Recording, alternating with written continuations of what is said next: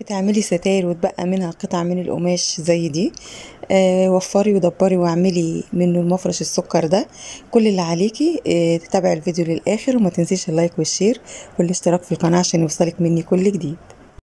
تابعي الفيديو للاخر بس وانت هتعرفي عملته ازاي. السلام عليكم ورحمة الله وبركاته. ازيكم عاملين ايه؟ يا رب تكونوا بخير وسعادة دايما. قبل ما نبتدي الفيديو نسمي الله ونصلي مع بعض على النبي. اللهم صل وسلم وبارك على سيدنا محمد وعلى آل سيدنا محمد وصحبه وسلم. النهاردة معايا قطع القماش اللي انتوا شايفينها ديت، قطعة اللي هي البني ديت الغامق من الفوال، والقطعة التانية اورجانزا مشجرة اللي هي تبع الستاير. ومعايا الفرنشة اللي انتوا شايفينها ديت عملتها على ايديا وهعملها لكم في الفيديو. نسمي الله ونبتدي يا جماعة. دلوقتي معايا الخرز اللي انتوا شايفينه ده اهو بالشكل ده، قريب جدا من القماش. ومعايا الخرز الصغير اللي انتوا شايفينه ده النحاسي. تمام كده. هفرد القماش وهاخد المقاسات. تمام كده. هاخد مقاس الاورجانزا المشجرة دي الاول اهي. هاخد العرض مع الطول. تمام. العرض هنا هيكون 43 سنتي، طولها هيكون 89. تمام كده. هي بتكون قطعة مستطيلة يعني زي ما انتم شايفينها كده اهي. تمام. القطعة الفوال هيكون مقاسها، عرضها هيكون 89 سنتي. تمام كده. الطول هيكون 136 اهي. هبتدي افردها بالشكل ده. الحمد لله بلا سبب، الحمد لله بلا طلب، الحمد لله بالعدد، الحمد لله حتى يرضى، الله لا اله الا هو الحي القيوم. وهبتدي احط عليها قطعة الاورجانزا بالشكل ده اهو. وهبتدي اخد المقاسات على اساس تكون في النص في القماشة الفوال يعني، عشان ما تكونش متحرفة من جنب وجنب يكون اكبر من جنب يعني، تبقى مظبوطة. الجنبين انا قستهم نفس المقاس 23 سنتي اهو. وهبتدي اقيس من هنا برضو تقريبا برضو 23 سنتي، وهبتدي ادبسها بالدبوس كده. وهبتدي اظبط القماش بالشكل دوت، وبعدين اتنيه على بعضه بالشكل ده اهو. اطبقه كده على اساس المقاس يكون مظبوط يعني، وما يكونش فيه فراغات هواء ما بين القطعتين. من هنا برضو قست نفس تقريبا نفس المقاس 23 سنتي. تمام. وهبرمها بالشكل اللي انتوا شايفينه ده كده اهو، عشان لما اجي اثبتها بالدبابيس تكون معايا مظبوطه اهو. دي افضل حاجه يعني لما تيجي تبرميها كده بالشكل ده وانتي بتعملي الدبابيس، هتحسي ان القماش كله متظبط مع بعضيه. مفيش حاجه يعني مفرغه مثلا فيها هوا ولا حاجه، عشان لما تيجي تخيطي الخياطه ما تكونش مشدوده، ويكون القماش مستريح على بعضيه. تمام كده. هنا دبستها كلها كده بالدبابيس على بعض وثبتهم. هبتدي اخيطهم، بس قبل ما اخيطهم هتني الطروف بتاعتها نص سنتي في نص سنتي كده، وبقت معايا بالشكل اللي انتوا شايفينه ده اهو. وتنيت طرف المفرش بالشكل اللي انتوا شايفينه ده اهو، نص سنتي في نص سنتي. دلوقتي كده هجيب البيه اللي هو الستان العريض اللي هو اللون ذهبي، بس هو مدي اللون الاصفر مش عارفه ليه يعني، بس هو لونه ذهبي جميل بصراحه. هو التصوير ظلمه خالص يعني. زي ما انتوا شايفين كده هثبته على الخياطه اللي انا خيطتها على طرف القماشه الاورجانزا. تمام. وبعدين هثبتها بالدبابيس كده اهو. هنا بوريكم الخياطه يعني مظبوطه مش مشدوده لما خيطتهم على بعض يعني. اهم حاجه تكون الخياطه مستريحه، واهم حاجه وانا بثبت الشريط الستان ما شدهوش، اخليه يعني مريح كده شويه. تمام. بيكون بالشكل اللي انتوا شايفينه ده اهو، لان لو شديته هيخلي المفرش شكله، الخياطة هتكون مشدودة وفي نفس الوقت شكله مش لطيف. دلوقتي القطعة اللي معايا اللي انتوا شايفينها ديت كان عندي منديل صغير من مناديل النيش يعني. تمام، مستغنية عنه يعني، فقطعت القطع ديت منه على اساس ان انا يعني اعمل لها اعادة تدوير واحطها في المفرش ده. ولو احتجت منها اي حاجة يعني بستعملها يعني في اي حاجة احطها بتدي منظر حلو. تمام، باخدها بقطع القطع بالشكل اللي انتوا شايفينه ده اهو. تمام، واحطها في الزاوية دي كده بالشكل دوت تحت البيه، وهثبتها اتجاه طرف المفرش. تمام، بالشكل دوت يعني بزاوية كده، واحط عليه الوردة دي هنا كده عشان تدي شكل برضو حلو، وهثبتها بالدبوس زي ما انتوا شايفين اهو. تمام كده. كنت عايزة اعمل الشكل ده كده، بس قلت لا هيكون كتير يعني، فاكتفيت ان انا احط بس الوردة على الزاوية دي، واحط عليها خرزاية من الكبيرة البني دي، وهثبتها بيها. تمام، نصلي مع بعض على النبي يا جماعة. اللهم صل وسلم وبارك على سيدنا محمد وعلى آل سيدنا محمد وصحبه وسلم. هبتدي بقى اكمل تثبيت البي بالشكل ده او الشريط الستان. تمام، وهاجي من هنا برضو عشان اعمل الزاوية دي كده، هاخد نص سنتي في نص سنتي كده وهعملهم زي كسرة اهي. تمام، بالشكل اللي انتوا شايفينه ده اهو.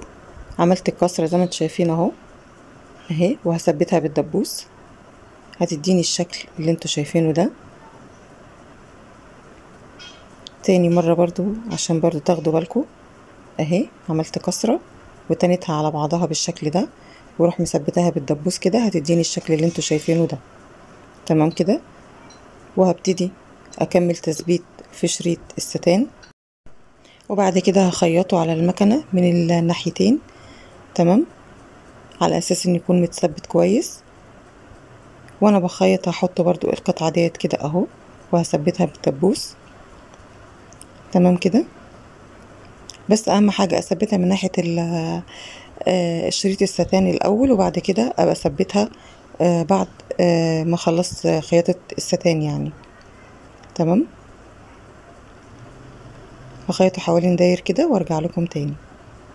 دلوقتي زي ما انتم شايفين اهو، خيطتها دي بعد ما خيطت شريط الستان زي ما قلت لكم، ثبتها لوحدها. تمام، عشان تطلع خيطتها مستريحة زي ما انتم شايفين كده اهو. تمام، سبحان الله والحمد لله ولا اله الا الله ولا حول ولا قوة الا بالله، الله اكبر. ثبتها زي ما انتم شايفين كده من الاربع جهات اهو. تمام، وهبتدي احط الوردة بالشكل اللي انتوا شايفينه ده اهو، وهثبتها بالخرزة دي. تمام كده، هو فكرته سهلة وبسيطة جدا يعني. دلوقتي بجيب خيط زي ما انتوا شايفين كده، خيط متين شوية، على اساس لما اجي اشتغل بيه الفرنشة ديت ما تتقطعش معايا يعني، يكون جامد. هو تقريبا كده يشبه خيط السنارة. ده الافضل يعني انك انت تشتغلي بيه الشغل الهاند ميد ده، على اساس ان الحاجة ما تتقطعش يعني، وبيكون متين شوية في الشغل. تمام، الخيط العادي طبعا مش هينفع خالص. هنا كده خدت الترترية احطها تحت الخرزة. دلوقتي بثبت الخرزاية زي ما انتم شايفين كده اهو. تمام، اللهم استرنا فوق الارض وتحت الارض ويوم العرض عليك يا الله يا حي يا قيوم. وطبعا بثبتها كده جامد على اساس ما تتقطعش برضو معايا، او مثلا الاقيها مفكوكة شوية كده. اهم حاجة برضو اشد الخيط مظبوط، واثبت اهو من ظهر المفرش يعني بالشكل ده اهو، كذا تثبيته كده يعني، على اساس برضو يكون معايا الشغل اللي انا بعمله متين. تمام، وهيديني الشكل اللي انتوا شايفينه ده. شغل بسيط بس يعني بصراحة افضل من القماش ان هو يترمي مثلا او يتركن. نعمل منه حاجة مفيدة. دلوقتي كده برضو خدت قطع من المفرش الصغير زي ما قلت لكم اهو، بالطريقة دي، على اساس احطها في كل زاوية من طرف المفرش زي ما انتوا شايفين اهو. تمام، على اساس لما اجي اركب الفرنشة تدي شكل لطيف يعني. دلوقتي هثبتها كده، اول واحدة بالدبوس اهو. طبعا دول هخيطهم بالمكنة افضل، تمام. لكن الفرنشة طبعا هخيطها هاند ميد. هخيطها بالخيط اللي معايا ده، هو متين جدا يعني مش بيتقطع بسهولة. دلوقتي كده اهو بثبتهم اهم في الاربع جهات، 4 طروف للمفرش يعني، تمام كده. وهبتدي اخيطهم على المكنة تثبيت كويس يعني، تمام اهو. هخيطهم وارجع لكم. دلوقتي كده انا خيطتهم اهو بالشكل ده، وهبتدي اركب الفرنشة بالشكل ده اهو. هجيب الخيط هعملها عقدة صغيرة كده، تمام. وهبتدي ادخل الابرة من تحت الرسمة دي اهي بالشكل ده.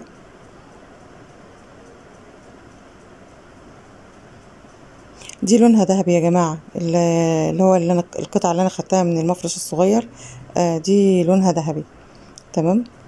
هو التصوير مش مبينها انها ذهبي، لكن هي ذهبي فيها خيط ذهبي كتير، شكلها لطيف يعني. دلوقتي كده ببتدي اثبت من عند ال5 خرزات اللي انا عاملاهم في الفرنشة زي كأنها حلقة يعني، ان هنا اثبت بيهم على المفرش، تمام. انا هعملها معاكم، بس لو حابين ان انا ابقى اعملها تاني في فيديو منفصل لوحدها تمام يعني. اهي زي ما انتم شايفين كده اهو. انا خدت الخرزة يعني ال5 خرزات، خليت خرزتين كده وخرزتين كده، واخدت الخرزية اللي في النص، تمام. وبثبت منها بالشكل ده اول حاجة، تمام اهو.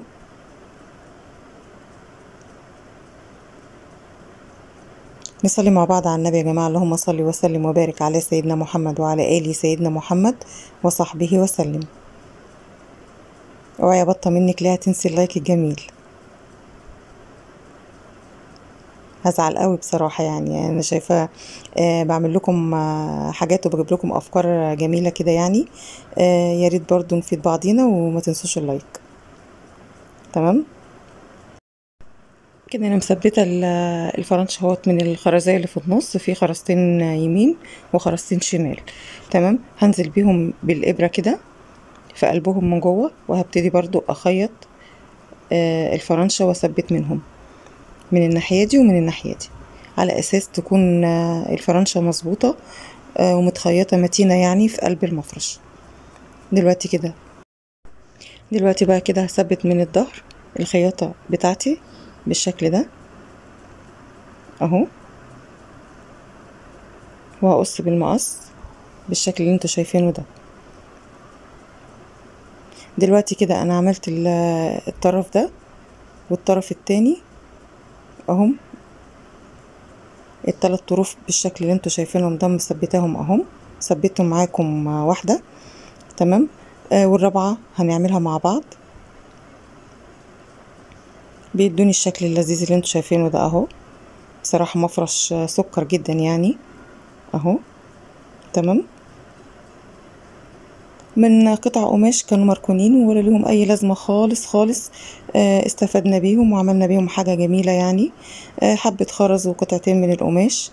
وان كان مثلا عندك مفرش للنيش او اي مفرش فيه قطعة ذهبي زي كده، او اشكال رسومات زي بالمنظر اللي انتوا شايفينه ده، بتاخديها بتفرغيها وبتحطيها على المفرش، وبيكون عندك مفرش جميل جدا بالشكل اللي انتوا شايفينه دوت يعني. شوفي دلوقتي لو انت حابة تجيبيه من بره، شوفي هتجيبيه بكام، تمام كده. دلوقتي جبت قطعة الستان او شريط الستان ده اهو. شريط الستان دوت اللي هشتغل عليه الفرنشة، تمام كده. دلوقتي هاخد هقيس سنتي يعني، وهشتغل من بعد السنتي ده، تمام. دلوقتي كده هعبي الخرز اللي هو اللي انتوا شايفينه ده اهو 50 واحدة، تمام كده، على اساس ان يديني طول الفرنشة اللي انتوا شفتوها دي. وممكن تستعمليه مش لازم اللي هو الخرز ده، ممكن تستعملي اللي هو الكسر.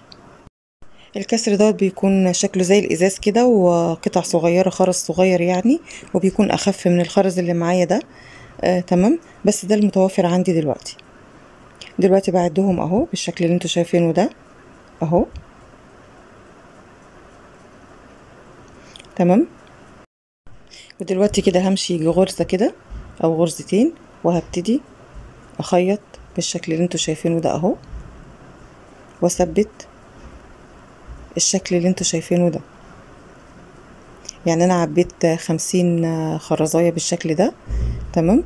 وعملتهم زي الحلقه وخيطتهم اهو بالشكل اللي انتوا شايفينه كده. وبعد كده باخد سنتي خياطه. تمام. وببتدي اعمل التانية والتالتة بالشكل اللي انتوا شايفينه ده. هنا هاخد برضو 1 سنتي، وهقص قطعة شريط الستان، وبعد كده هطبقها على بعضها بالشكل ده. بحط الطرف على الطرف، وبعد كده اهو زي ما انتوا شايفين الطرف على الطرف اهو. تمام. واروح مطبقاها كده، واروح مطبقاها كمان تطبيقة بالشكل اللي انتوا شايفينه ده. هضمها على بعض يعني اهو.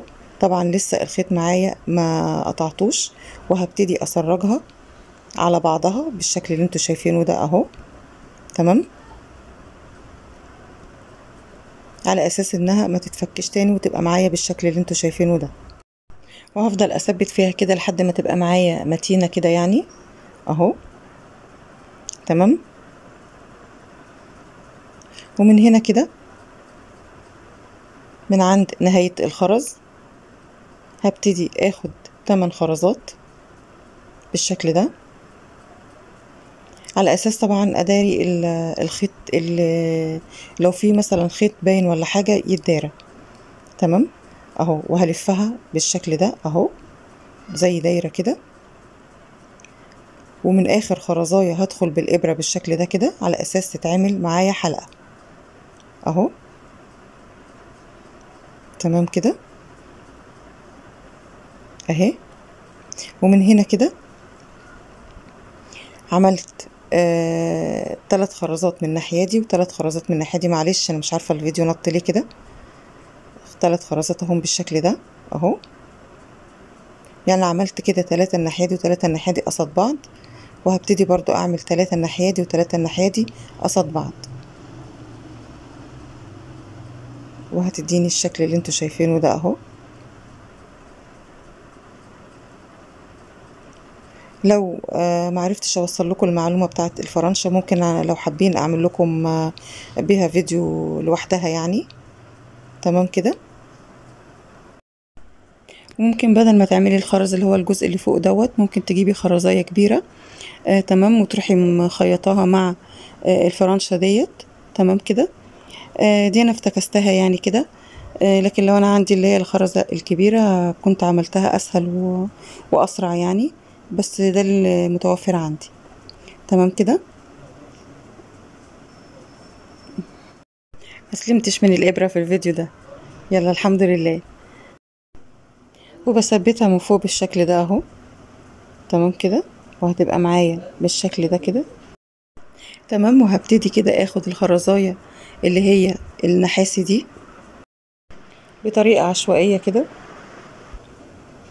وادمجها مع الخرز. تمام. بطريقة عشوائية يعني. نصلي مع بعض على النبي يا جماعة. اللهم صل وسلم وبارك على سيدنا محمد وعلى آل سيدنا محمد وصحبه وسلم. هفضل بقى كده اخد خرزاية كده واحط وادمجها مع الخرز زي ما انتم شايفين كده اهو، لحد ما اخلصها خالص واحس انها كلها ثبتت مع بعضها. تمام.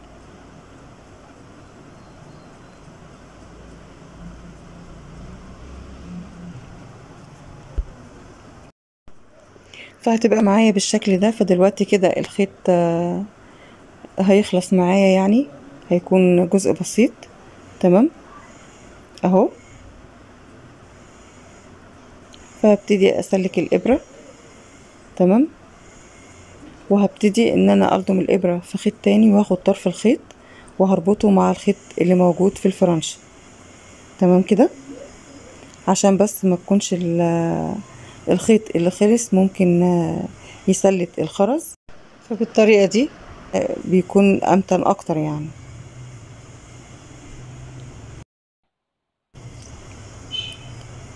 وهكمل تمام الخرز بالشكل ده، وبعد كده هثبته. وكده بعد ما خلصت تثبيت فيها تمام كده زي ما انتم شايفين اهو بقت بالشكل ده معايا. هبتدي اطلع الابرة لفوق كده اهو، تمام لفوق كده من النص، وهبتدي برضو اثبت تمام اهو، وهتبقى معايا بالشكل اللي انتوا شايفينه ده اهو. هبتدي اخد 8 خرزات بالشكل ده اهو، تمام. وهاخد خرزاية من الكبيرة اللي هي البني دي اهي، وهبتدي اخد 5 خرزات كمان بالشكل ده، وهرجع على الخرزاية الكبيرة اهو، هدخل الابرة فيها، هتكون عندي زي حلقة من فوق كده. ال5 خرزات عملتهم زي حلقة صغيرة اهي، تمام. وهبتدي اثبت من هنا الخيط بالشكل اللي انتوا شايفينه ده، وبعد كده هرجع بالابرة في ال8 خرزات الصغيرين اهم، تمام اهو بالشكل ده. وهبتدي برضو اثبت من هنا كده على اساس انها تديني شكل تعليقة الميدالية مثلا، تمام. وال5 خرزات اللي انا عملتهم حلقة من فوق دول هم دول اللي هثبتهم في قلب المفرش، تمام كده. دلوقتي بثبت بالخيط كويس، تمام اهو زي ما انتم شايفين.